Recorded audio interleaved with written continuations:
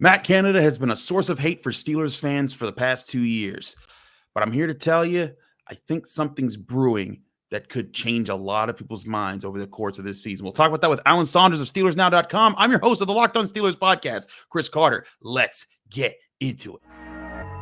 You are Locked On Steelers, your daily Pittsburgh Steelers podcast, part of the Locked On Podcast Network, your team every day.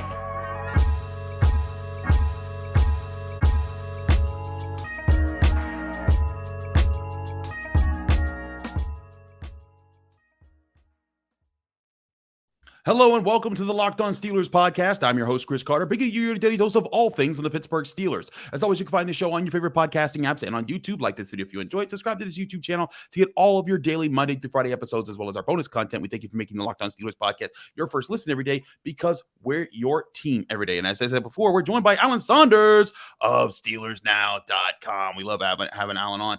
Alan, let's talk about Matt Canada, because clearly, they scored 27 points in a preseason game. This is destined for glory. Now, we said we were not going to overreact to the preseason game. But as I've said throughout training camp, we have seen more play action. We have seen deeper passes. And it's something that I've said over the last 2 years with Matt Canada. He deserves criticism. He's not above critiquing. Carter critiques. That's part of my name. But I've said that I don't think that we've seen the real Matt Canada. With Ben Roethlisberger, I've always felt like that was his offense, and Matt Canada was just there to hold the title of offensive coordinator while that was going on. Last year, the job was to not let Kenny Pickett get killed behind an offensive line they couldn't trust, and also to just protect the team so that the defense could win football games. This year, I think they're going to open the offense up, and this is going to be the first time we get a look at it. And Matt Canada, over those first 2 years, even again, I don't think he was really in control of the offense per se in his first season. He was catching a lot of ire, just like Randy Fichtner did, just like Todd Haley, less so because the offense was really good when he was there, because they had a great O-line, a lot of talent there. But Alan, is Matt Canada, is there a bit of an over-hatred for him right now that it's kind of played into a narrative that might not be painting an accurate picture of what's been going on with the Steelers offense? Well, I mean, first of all, the answer is yes. There's been an over-hatred of the Steelers offensive coordinator since it was Ron Earhart and I was 9 years old. Like, it's just part and parcel of Steelers fandom at this point. Love the Steelers, love the backup quarterback, hate the Browns, hate the offensive coordinator. That's just kind of the way it works. Okay, that's the Bible. That's just it, right? Love fullbacks, hate throwing the ball. I don't know, like that. Love. Yeah. There's too much hate for the offensive coordinator. There always is. But I think specifically, I think a lot of the things you said are true about the first 2 years of Matt Canada as the Steelers offensive coordinator. I don't think this offense has been very good from a talent standpoint. It's just not. Like we talked about when Ben Roethlisberger made his little comment about Kendrick Green being his center his last year. I wrote, yeah, Ben's right.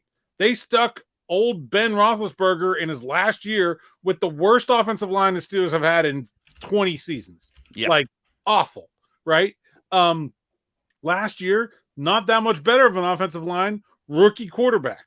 Like, these are not situations where we should expect good offensive coordinating, right? Like that's not, these are not recipes for success.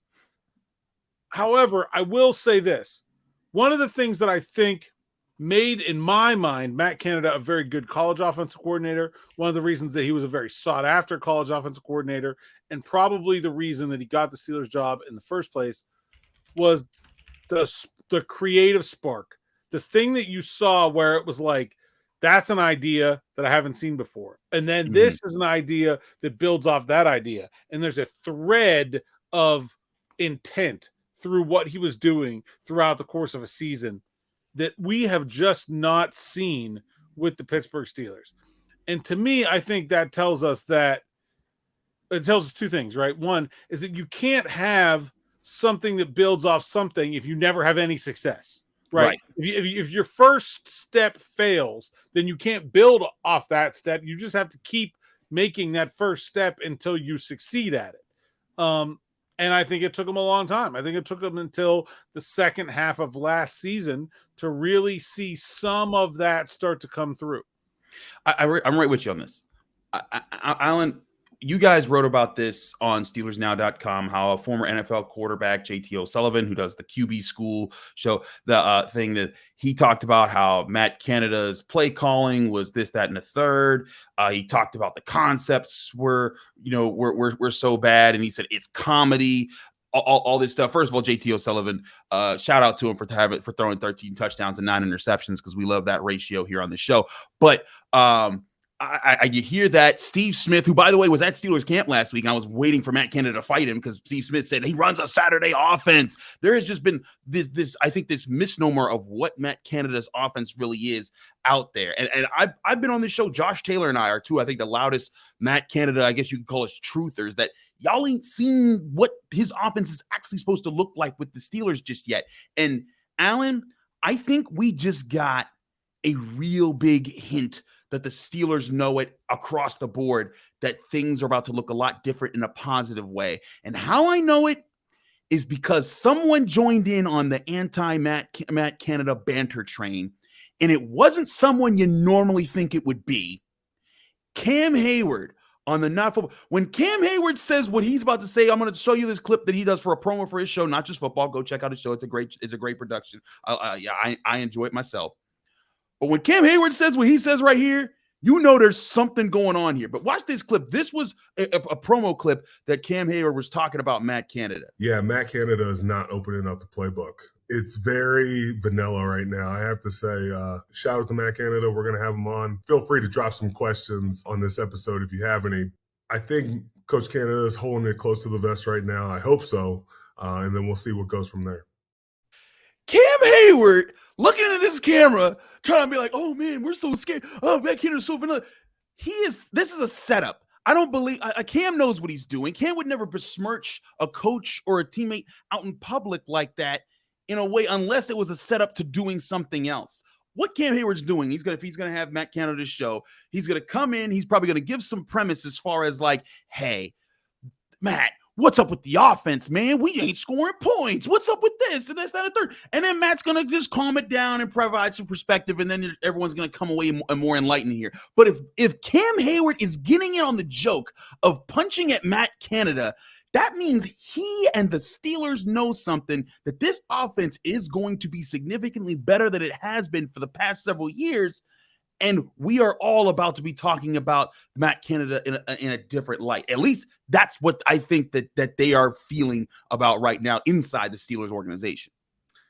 I have not heard anything but confidence from inside the organization about this offense. I feel, and it feels, like, look, people say stuff, right? But it feels legitimate. I think there's a legitimate excitement about how good this offense can be. I think honestly, like, a good portion of that comes from the quarterback. Like, I think a lot of people have a lot of faith in him personally, his work ethic, his drive to be great. They see the amount of work he's putting in. And so I think that gives people faith in him having success. But I think there's always been a feeling inside the organization that Matt Canada has been a whipping boy for a lot of the team's problems, not necessarily his problems. And now that the team appears to be in a lot better shape, maybe we'll get a real good read on how good of an offensive coordinator Matt Canada really can be in the NFL. I'm not saying that he's going to be great, but I think that given respectable talent and a real chance to succeed, I think we're going to see a different looking Matt Canada offense this year. I think so too. And I think when you see that, I think the Steelers offense, again, I've said all along, the Steelers last year offensively were not good. Numbers wise, they averaged 18.1 points per game. That was 26th in the NFL. If they can just get to 22 points per game, that would have put them at 14th place. I keep putting that there for people. I think you're going to see that, and maybe even a little bit more. I think you're going to see an offensive jump, and this is not based off of just the preseason game. I'm past that. We're done talking about what happened in George Pickens and touchdowns, all that stuff. I'm talking about what we've seen in practice, the concepts that I've been seeing, the willingness to use play action, the opening up of the offense, and the talent that we have seen them assemble on the offensive side of the ball. That gives me the sense that this offense is going to be significantly better at moving the ball, at finishing drives than they have been since, let's say, 2018. Yeah, I agree with that. I think that that's a good clip. And I think this is going to be a different type of thing because 2018 was the year they were fumbling the ball over the place because they had James Conner in with his first year because Le'Veon Bell didn't show up. And I don't think that's going to be an issue for Najee Harris or Jalen Warren moving forward. We got to move on. We got to talk. I want to talk about the Steelers linebackers because I did want to give more review on how they did in the preseason game and what we might think might happen with the top guys as far as who's going to finish out in the pecking order. We'll talk about that with Alan Saunders here in just a minute here on the Locked On Steelers podcast. I'm your host, Chris Carter. But first, before we do anything else, I want to remind you that this show is brought to you by eBay Motors. Our partners at eBay Motors have teamed up with Locked On Fantasy Football host Vinny Iyer to bring you some of the best fantasy picks each week all season long. Whether you're preparing for a draft or scouting for the waiver wire, every week, we're going to provide you players that are guaranteed to fit on your roster. So with draft prep underway for the upcoming season, let's see who Vinny has picked out for us on this week's eBay's Guaranteed Fit Fantasy Picks of the Week. Looking for a safe quarterback to take as a starter late after you've waited on the position? Then you can ride with the Dallas Cowboys' Dak Prescott, who, when healthy, getting enough volume, always comes through as a great fit in fantasy lineups. Prescott will be more efficient in the new offense under Mike McCarthy, and his weapons have been rebooted more to his liking with Brandon Cooks in the lineup. Dallas also won't be nearly as run heavy, restoring Prescott's solid numbers through the air. With eBay's Guaranteed Fit, they have over 122 million parts and accessories for your vehicle right at your fingertips. You can make sure your ride stays running smoothly. Air filters, brakes, batteries, taillights, alternators, shocks, struts, you name it, eBay Motors has it, and they'll make sure it's the right fit for your car because eBay's Guaranteed Fit helps you understand exactly what parts you need for your vehicle the first time. So go forth, switch gears, crank the AC, and say goodbye to sweating your ride. If your ride needs a little fixing up because now you'll know you'll always be set up for success from the get-go. With eBay's Guaranteed Fit, everything your vehicle is calling for is just a click away. For the parts and accessories that fit your vehicle, just look for the green check. Get the right parts, the right fit, and the right prices at ebaymotors.com. Let's ride. eBay Guaranteed Fit, only available to U.S. customers. Eligible items only. Exclusions apply.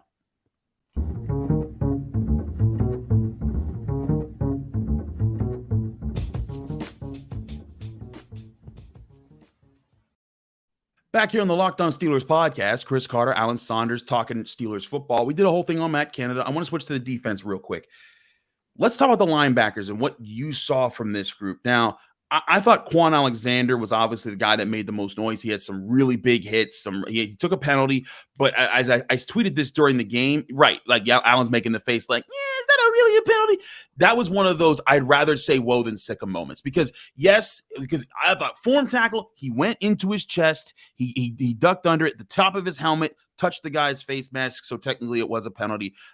I think that's one that in the preseason gets called, in the regular season, maybe not as much. But either way, I thought he looked very good. I thought Cole Holcomb was solid. I think that the Steelers have three very reliable linebackers. And if Nick Kwiatkowski isn't significantly injured, he might be a fourth because I thought he looked very good as well. But Alan, after what we've seen through the third week of training camp, the first preseason game, how do you project this linebacker group as far as the rate of snaps or the percentage of snaps that will be doled out this season to go with the guys that they have on the 90-man roster right now?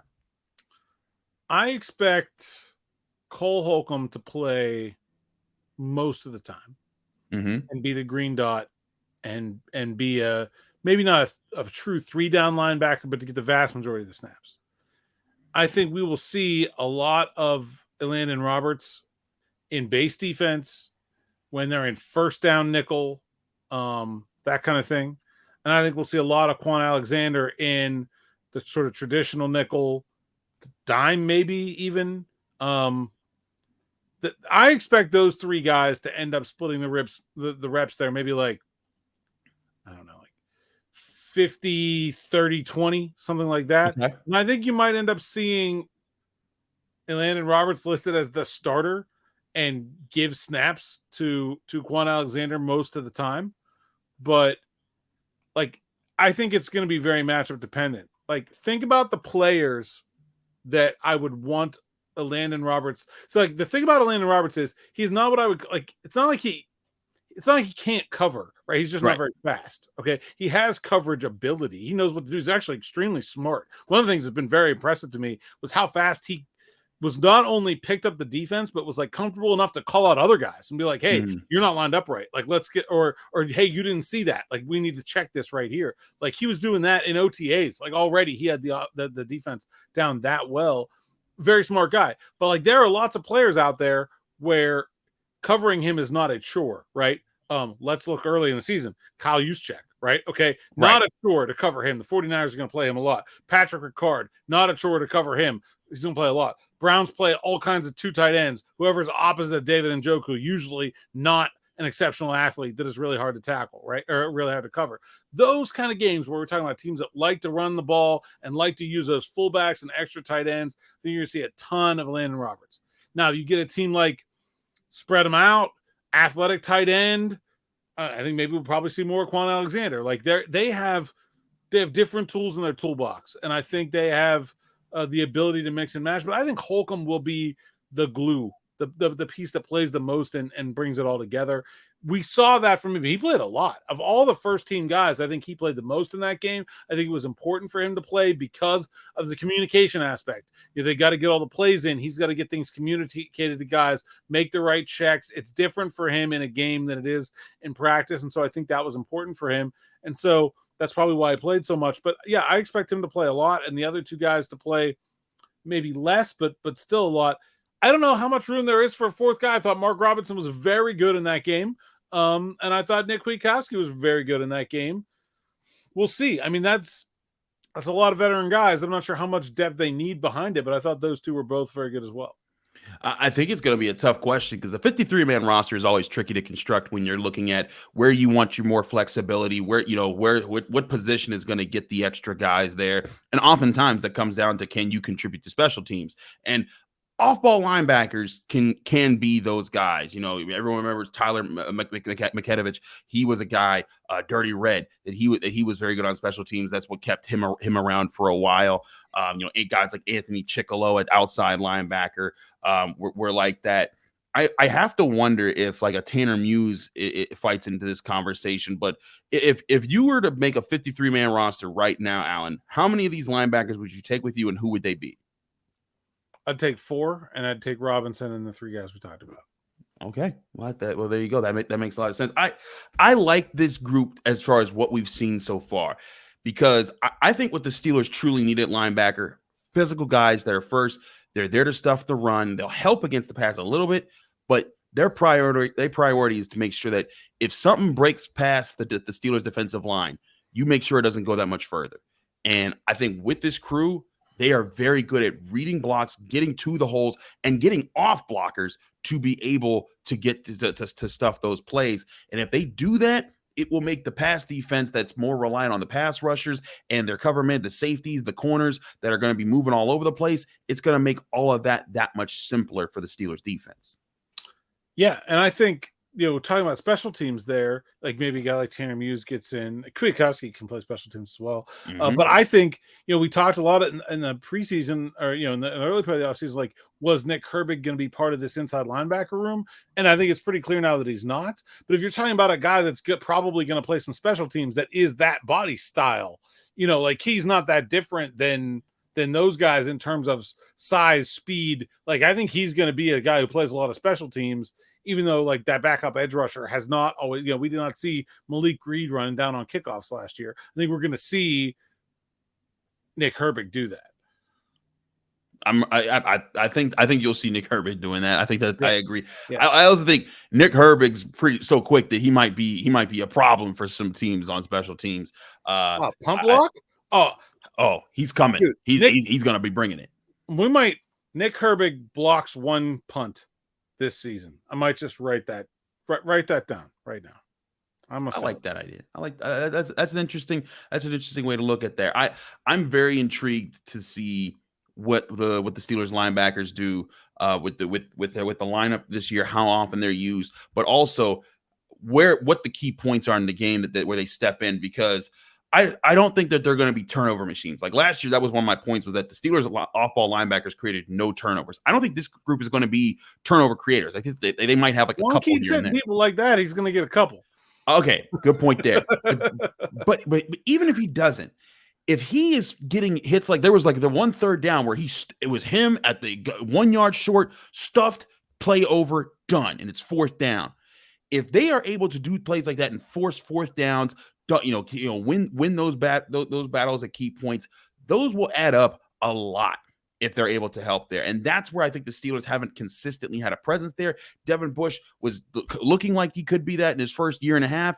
Ever since his injury, he wasn't that. Miles Jack could occasionally be like that, but he dealt with injuries and he's off the team as well. Robert Spillane, he could blow up Derrick Henry that one time, but as far as asking him to do it consistently, also another problem. These guys, I don't think it's as much of a problem. I think that they're ready to play downhill. I think they know how to. I think that they're sharp. And I think that at least those top 3 guys, they're going to be ready for that. Mark Robinson and Nick Kwiatkowski are the question marks for me. What do the Steelers prioritize here? Also, can Kwiatkowski be healthy? Because it looked like a shoulder injury. If he can be back, I think that in the limited snaps that we saw him, they weren't that limited, but in the snaps that we saw him in the preseason game, I thought he looked really sharp both against the run and against the pass. Heck, the play he got injured on, he was covering a tight end on a deeper middle route, and he blanketed him, and it was great coverage. Just that he fell down on his shoulder on a bad way, and that's how he got hurt. But I do think it's going to be a very interesting question and thing to follow with how they treat the rest of training camp and who does make the 53-man roster when it comes to the linebackers. We'll talk a little bit more about this team, but we got a call that you guys gave in about a certain position on this team that involves a player who didn't do so well in the preseason game. We'll talk about that in just a minute here on the Locked On Steelers podcast. Chris Carter and Alan Saunders here. We'll be right back.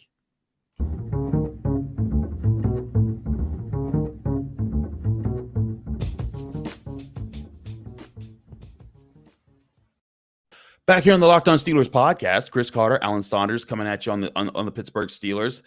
So, Alan, one of my biggest things that I said, after the game was that, there were a lot of positives in the preseason game. The biggest negative, I think, inarguably was Kendrick Green and how rough he looked at center as a 3rd-year player.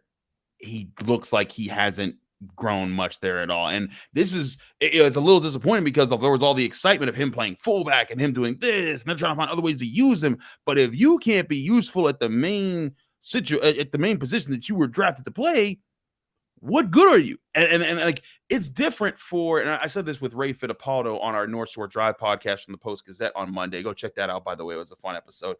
But I said this, like, it's different when Connor Heyward can play tight end and fullback, because Connor Hayward's good at being a tight end, at least like a 3rd option, but he makes plays and he blocks and it makes sense. Kendrick Green is not good on the offensive line right now. And so it's cute in practice that he gets to be a fullback, but if you can't do the function that you are actually brought there to do and you are a liability, that's a tough roster spot. And I think it puts the Steelers in a situation where they need to figure out a plan at center beyond Mason Cole. They were very fortunate that he played every game last year, because there were times he was in a walking boot and somehow miraculously played. They need to have a backup plan that is not Kendrick Green for this year at center. Yeah, and to add on to your point about tight end, fullback, like, you can be an eligible receiver with an incomplete game. Yeah. Because you can be shifted in and out of the game when you're needed, right? Zach Gentry doesn't play on 3rd and 15, right? Because he's not good at 3rd and 15, right? Calvin Austin probably won't play on 4th and 1, right? Like, okay, like those are, you can specialize. Offensive line is one size fits all. You got to be able to do the whole job or you can't do it. And right now, Kendrick Green can't do it. And I think the Steelers, I think it should be said, the Steelers put him in a terrible situation his rookie year, where he was asked to play a position he had barely ever played, making the transition in the NFL, making the transition while starting in the NFL. Like, they should never have had him as their starting center that year. They should, even if, like, J.C. Hassenauer should have probably played, even if they couldn't afford to go get anyone, just because it wasn't even remotely fair to him, the situation he was put in. Then last year they moved him to go back to guard. I don't really think that helped anything. He's just not big enough to be a guard in the NFL. Yeah. He's going to have to be a center. So I think that was a second mistake. And so he's been put in a pretty rough spot. So I think that needs said. However, he's not good enough to play center in the NFL right now. And he cannot make the team as anything other than a center. He can make the team as a center plus. He can make the team as a center that can do some other stuff and not just be a backup center, and that would be great. And maybe he gets a little bit more leeway than a center that can't do anything else because he can do those things. But if you can't snap the ball, you can't be a center. You can get beat every once in a while. You can take too many holding penalties. If you can't snap the ball consistently, if you're charting a play and the center botches the snap, you just put a big X through the whole thing. You got 11 guys trying to do a job on offense, and you can't evaluate any of them because one guy screwed it up. That is the one position where you have to be 100% on that job, and he's nowhere near it right now. And so I don't see how they can think he's a realistic option, but I don't know if I see a better one right now. Who is it if it's not him? I don't know. It's a good question. It's a question I asked after the game that they need a plan, whether it's Nate Herbig switching to center, whether it's Spencer Anderson switching to center, whether it's signing a center, trading for it, something. They need to make a move there. But there was a question that asked, a pretty good question a little bit ago, into our call-in line, which you can call in anytime at 412-223-6644. Call that number, leave your name, where you're from, and keep your question under a minute, and we'll get you on the show. This was Andy from Plains, Pennsylvania, who was asking about Mason Cole and the future he might have with the team and how the Steelers might handle the center position. Here's Andy. Hello, Chris. This is Andrew Szymanski in Plains, Pennsylvania. And I recall you speaking earlier this summer, can't tell how long ago, about a very specific part of the offensive line, the center position. And you're right. Mason Cole, he is good, but he's not Pittsburgh Steelers, what they're known for in centers. So this is a question about the future. Since he has a very limited contract, do you think that there really is anyone in the next draft that we can pick up that might be that center of the future? Or do you think that we sign Cole to another short contract? Let me know what you think. Love the show. Keep up the great work. Thank you for your question, Andy. We appreciate you and everyone who calls in at 412-223-6644 and gives us questions here. Alan, first of all, it's tough to focus on who's going to be the best center when no one's played this college football yet this year. There's projections. There's Cedric Van Pran, who's the guy from Georgia. I think everyone's looking at him as potentially the guy. And heck, the Steelers seem to have a rush of Georgia players they've been bringing in. Maybe that would be a target. Bryce Foster of Texas A&M, James Brockermeyer of Alabama. There's a bunch of guys out there who I think could fit that mode, but I think it's way too early to even focus on something like that. But we can focus on Mason Cole for a sec, because I think I gave him like a B- on last year, my last year's overall grade with how he did. He stabilized the line. He wasn't overly dominant, but his presence there, I think, helped steady things a lot better than before. Now he enters this season. He's 27 years old. He has, I believe, 2 years left on his contract. He has $6.9 million as a cap hit this year, $6.2 million next year. The Steelers could free up $4.75 million if they were to let him go next year. And he's definitely staying there this year. They don't got no other option. But Alan, is the prudent move from the Steelers just to rely on Mason Cole, and if he keeps playing well, just sign him to a longer deal? Or do you see them going and getting aggressive and finding a young center to add to this offensive line? I think that kind of move is probably a luxury. And it really depends on how other things go. Like center, to me, I have a hard time ever seeing center as being this big problem for the team. Like, you can find guys like Mason Cole around. They're not that hard. the guys you mentioned are very good draft prospects. I'll mention another one. Zach Frazier from West Virginia is very, very good. If you're a West Virginia fan or a Pitt fan, you're going to see him in the backyard brawl. And if you're a Penn State fan, you're going to see him too. So I think, in fact, Duquesne's playing West Virginia too. So I think if you're a college football fan in Western Pennsylvania, you're probably going to see West Virginia at some point this year. Keep an eye out on Zach Frazier. Very, very, very good center.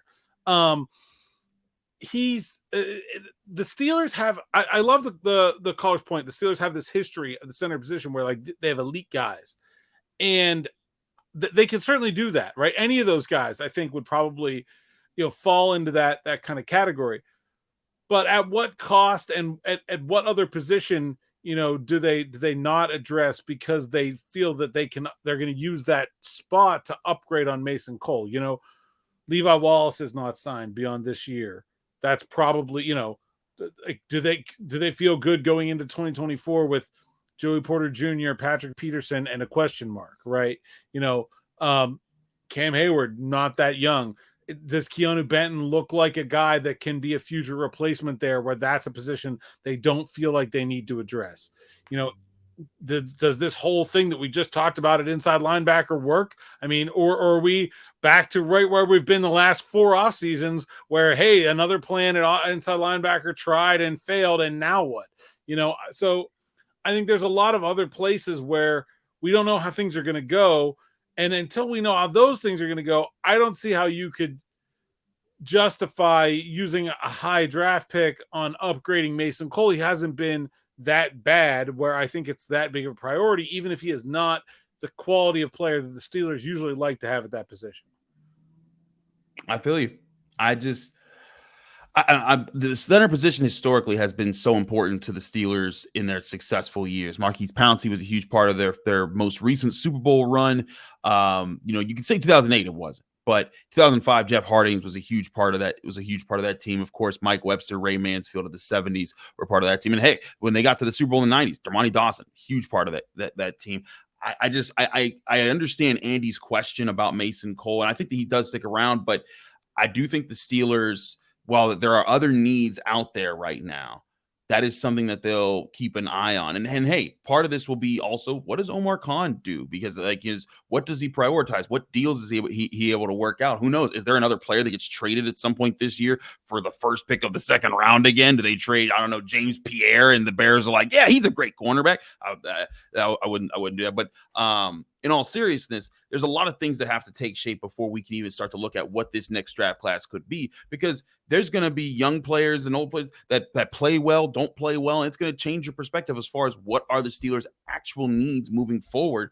And center right now, yes, as far as could they use a young stud of a center who could come in and handle things? Absolutely. Do they necessarily need to sell out to do it this year? I don't. After this season, as long as Mason Cole's still healthy, I don't think so. But it would certainly be on my target lists as far as positions the Steelers should be considering.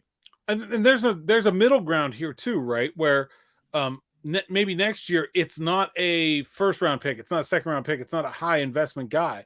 But what they really could use is to take a chance on someone in the 4th or 5th round, let them serve a year as Mason Cole's backup, and then maybe develop their own starting center. And really, I think you could make an argument that they should have done that this year. I think, going back to the Kendrick Green conversation, I think this team probably looks a lot better if instead of Spencer Anderson, who's kind of a do-it-all guy on the offensive line, maybe they use one of those late-round picks on a guy who is just a center who could have absolutely been the backup this year and then maybe develops into something going forward. I think that's a legit critique that we can make right now. I think that's a legit critique right now. We'll see how the Steelers handle the center position as well as everything else. They're back in practice today. They took off Monday, but Tuesday they are back on the field. Tuesday, Wednesday, Thursday they practice. Friday they're off, and they'll be leaving St. Vincent after that. And then they play the Buffalo Bills at Acrisure Stadium Saturday evening, 6:30. We have a lot to get you prepared for this weekend as far as how the Steelers as the Steelers' second week in the preseason will play out. But you can get all the information with Alan Saunders at SteelersNow.com. Alan, the people that can find you, follow you, get more of your work. At @Saunders_PGH on Twitter, at PGH Steelers Now on Twitter, on YouTube, SteelersNow.com. Listen to me on Steelers Afternoon Drive with Zachary Smith. We just hired Derek Bell, who's our new Steelers analyst at SteelersNow.com. We're Great fired hire. up about DB.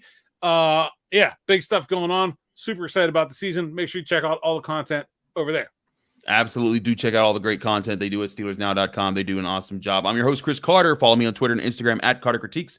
Read my work at the Pittsburgh Post-Gazette, where you can find all my coverage on Pitt athletics, as well as the North Shore Drive podcast. So if you want to check that out there, you can as well. You can also find me on the Locked On Steelers podcast Monday through Friday, right here on your favorite show, on your favorite podcasting apps, and on YouTube. Like this video if you enjoyed it. Subscribe to this channel to get all of our daily episodes, as well as our bonus content. We're back Wednesday with more Pittsburgh Steelers talk after another day of training camp, right here on the Locked On Steelers podcast.